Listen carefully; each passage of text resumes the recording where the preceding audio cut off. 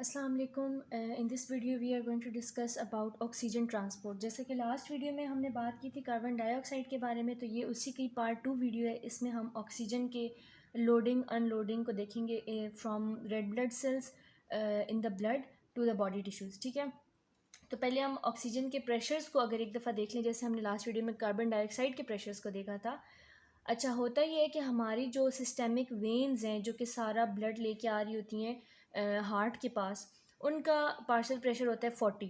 ठीक है, 40 millimetre of mercury वो हार्ट के पास लेके आती हैं। हार्ट उस ब्लड को फिर पल्मनरी आर्टरीज के थ्रू लंग्स में भेज देता है।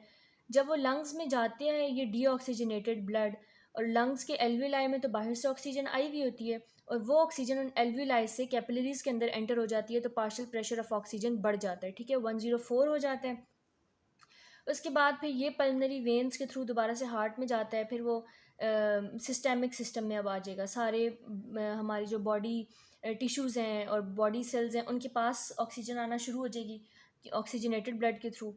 वो 104 ही रहेगी। और उसके बाद जब अब वहाँ पे गैशियस एक्सचेंज होगा सिस्टेमिक कैपिलरीज के अंदर, अब यहाँ से जो बॉडी के जितने भी सेल्स हैं उन्होंने जो कार्बन डाइऑक्साइड बनाई हुई है वो सारी सेल्स के अंदर डाल देंगे और इनकी इस ब्लड की ऑक्सीजन सारी ले लेंगे। तो अब जब वो इसकी सारी ऑक्सीजन ले लेंगे तो इसका पार्शियल प्रेशर दोबारा 104 से 40 में चला जाएगा। तो बेसिकली हमने इस वाले पार्ट को भी स्टडी करना है कि किस तरह बॉडी टिश्यूज़ और जो हमारी सिस्टेमिक वेन्स हैं उनके दरमियान में, यानी कि हमारे बॉडी टिश्यूज़ से किस तरह से सारा जो है वो ऑक्सीजन सॉरी हाँ, सारा ऑक्सीजन किस तरह बॉडी टिश्यूज़ के पास चला जाता है और ब्लड में से जो है रिमूव हो जाता है। ठीक है, तो ट्रांसपोर्ट जो होती है ऑक्सीजन की वो दो तरह से हो सकती है। एक डिज़ोल्व फॉर्म में भी होती है और एक जो है हीमोग्लोबिन के साथ कंबाइंड फॉर्म में भी हो सकती है। ठीक है, अच्छा, ज़्यादातर जो है वो हीमोग्लोबिन के साथ कंबाइंड होता है। उसकी वजह ये है कि हीमोग्लोबिन ईजीली इस ऑक्सीजन को रिलीज़ भी कर देता है और दोबारा से उसको एक्सेप्ट भी कर लेता है,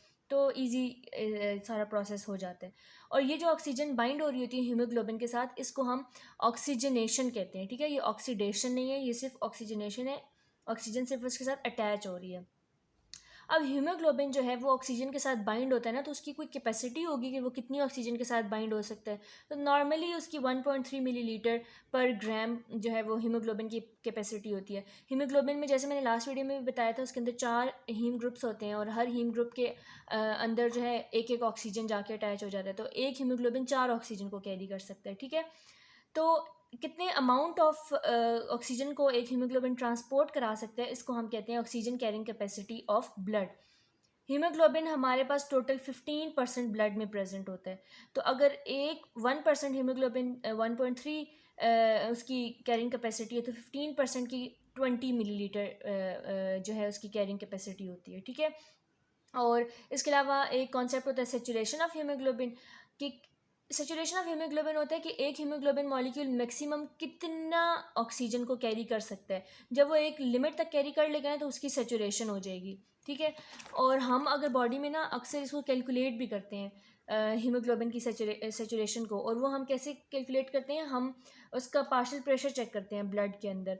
क्योंकि अब ये बात आप सुने गौर से, क्योंकि अगर पार्शियल प्रेशर ऑक्सीजन का ज़्यादा होगा, ठीक है, तो जाहिर सी बात है जितना ज़्यादा ऑक्सीजन होगा इतना वो हीमोग्लोबिन के साथ बाइंड करेगा, तो हमारे पास हीमोग्लोबिन और ऑक्सीजन की जो कॉम्प्लेक्स फॉर्म है वो बढ़ जाएगी। और इसी तरह अगर पार्शियल प्रेशर ऑफ ऑक्सीजन कम हो जाएगा तो जाहिर सी बात है ये उनकी दरमियान की सिचुएशन ख़त्म हो जाएगी। ये तो कॉमन सेंस की बात है। और ये कहाँ पे बढ़ रहा होता है ये कॉम्प्लेक्स, ये बढ़ रहा होता है पल्मनरी कैपिलरीज में, क्योंकि ज़ाहिर है वहाँ से बाहर से ऑक्सीजन ज़्यादा आ रही होती है। और जब वो सिस्टेमिक सर्कुलेशन में पहुँचता है, आगे बॉडी टिश्यूज़ में पहुँचता है, तो वहाँ पे ऑक्सीजन कम होती है, जिसकी वजह से ये हीमोग्लोबिन और ऑक्सीजन टूट जाते हैं, अलग अलग हो जाते हैं, तो ऑक्सीजन सेचुरेशन कम हो जाती है। अच्छा, अभी हम देखेंगे कि किस तरह बॉडी टिश्यूज़ और इस रेड ब्लड सेल के दरमियान में जो है हमारे पास ऑक्सीजन ट्रांसफ़र होते हैं। अब हमारे पास जो है ना हीमोग्लोबिन, जैसे हमने लास्ट वीडियो में भी इसको डिस्कस किया था, हीमोग्लोबिन है, सॉरी, अच्छा, ये हमारे पास हीमोग्लोबिन है। हीमोग्लोबिन के पास 4 चेन्स हैं। ठीक है, 2 इसके पास अल्फ़ा चेन्स होती हैं और 2 इसके पास बीटा चेन्स होती हैं। ठीक है, मैंने बताया था कि इन 2 अल्फा और 2 बीटा चेन्स के साथ क्या अटैच है, कार्बन डाइऑक्साइड अटैच होता था पहले, लेकिन क्योंकि उसमें हमने देखा कार्बन डाइऑक्साइड अटैच था, फिर वो उतर के चला गया एल्विलाई के पास, और एल्विलाई से सारा ऑक्सीजन आके इसके साथ बाइंड हो गया। तो अभी यहाँ पे ना बाइंड हुए हुए हैं 4 ऑक्सीजन के मॉलिक्यूल्स बाइंड हुए हुए हैं आयरन के साथ, ठीक है। और दूसरी बात हमने ये बात की थी कि इसके अंदर जो 2,3-BPG था, वो हमने लास्ट वीडियो में जैसे बात की कि 2,3-BPG अब डिस्कनेक्ट हो गया यहाँ से, वो अब इसके पास नहीं है। और यहाँ पे जो पॉजिटिव जितने भी चार्जेस के कंपाउंड्स थे, वो पॉजिटिव चार्ज था हीमोग्लोबिन का, वो प्रिजर्व हुआ हुआ था, क्योंकि ऑक्सीजनेशन वाली स्टेट पे वो प्रिजर्व हुआ हुआ होता है और ये आर स्टेट होती है, ठीक है। अगर आप देखें तो इस पूरे प्रोसेस का फॉर्मेट वही है, वही चीज़ें मैं रिवर्स करी हूँ। जो मैंने लास्ट वीडियो में इन चीज़ों को डीपली एक्सप्लेन किया था ना, अभी मैं उन्हीं चीज़ों को रिवर्स करी हूँ। अच्छा, 2,3-BPG जो है वो उतरा हुआ है जी साथ से, और जो हमारे पास एच पॉजिटिव आइंस थे वो भी डिसोसिएट हुए हुए हैं, हीमोग्लोबिन के साथ अटैच नहीं है, क्योंकि अभी ये ऑक्सीजन के साथ बाइंड है। जब ऑक्सीजन के साथ बाइंड हो तो ये सारी चीज़ें उतर जाती हैं, और जब ये कार्बन डाइऑक्साइड के साथ बाइंड हो फिर ऑक्सीजन उतर जाती है, लेकिन उस कार्बन डाइऑक्साइड के साथ ये हाइड्रोजन और 2,3-BPG भी अटैच हुए हुए होते हैं, लेकिन फ़िलहाल जो है ये इससे रिमूव हुए हैं। अच्छा, ऑक्सीजन अभी इसके साथ अटैच्ड है, तो ये ऑक्सी हीमोग्लोबिन है, ठीक हो गया, ऑक्सी हीमोग्लोबिन है। और ये ऑक्सी हीमोग्लोबिन अब किस तरह से हमारे पास इस हीमोग्लोबिन से डिटैच होकर बॉडी टिश्यू के पास जाएगी, वो हम अभी देखते हैं। अच्छा, बॉडी टिश्यू में हमें पता है कि कार्बन डाइऑक्साइड ज़्यादा पड़ी हुई है, क्योंकि इधर जो हमारे पास सेलुलर रिस्पिरेशन हुई है, एटीपी बने हैं और कार्बन डाइऑक्साइड बने, ठीक है। तो बॉडी टिश्यूज़ के पास ज़्यादा कार्बन डाइऑक्साइड पड़ी हुई है, ये कार्बन डाइऑक्साइड आ जाएगी हीमोग्लोबिन के अंदर, ठीक है। जब ये कार्बन डाइऑक्साइड यहाँ पे आ जाएगी ना, तो क्या होगा कि क्योंकि यहाँ पे वाटर भी है, तो ये वाटर के साथ कंबाइन हो जाएगी और ये क्या बना देगी हमारे पास H2CO3, जिसको हम कार्बोनिक एसिड भी कहते हैं। ये कार्बोनिक एसिड क्या रिलीज़ करेगा, एक हाइड्रोजन रिलीज़ करेगा और एक रिलीज़ करेगा HCO3, जिसको हम बाइकार्बोनेट आयन कहते हैं। और ये बाइकार्बोनेट आयन हमारी रेड ब्लड सेल से बाहर आ जाएगा। क्यों बाहर आ जाएगा? क्योंकि इसके बाहर आने के साथ साथ एक क्लोराइड आयन इनसाइड मूव कर जाता है, ठीक है। एक क्लोराइड आयन इनसाइड मूव कर जाता है और इसको हम कहते हैं हैमबर्गर फिनोमेना, ठीक है, हैमबर्गर फिनोमेना, या इसको हम क्लोराइड शिफ्ट भी कहते हैं।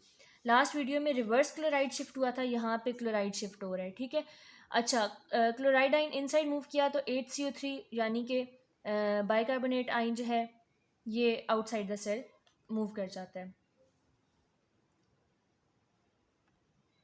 ओके, सो मैंने क्या बताया कि हमारे पास बाइकार्बोनेट आयन बाहर मूव कर गया, क्लोराइड आयन इनसाइड मूव कर गया, और इसको हम हैमबर्गर फिनोमेना या फिर क्लोराइड शिफ्ट भी कहते हैं, ठीक है। क्लोराइड शिफ्ट भी इसको हम कहते हैं।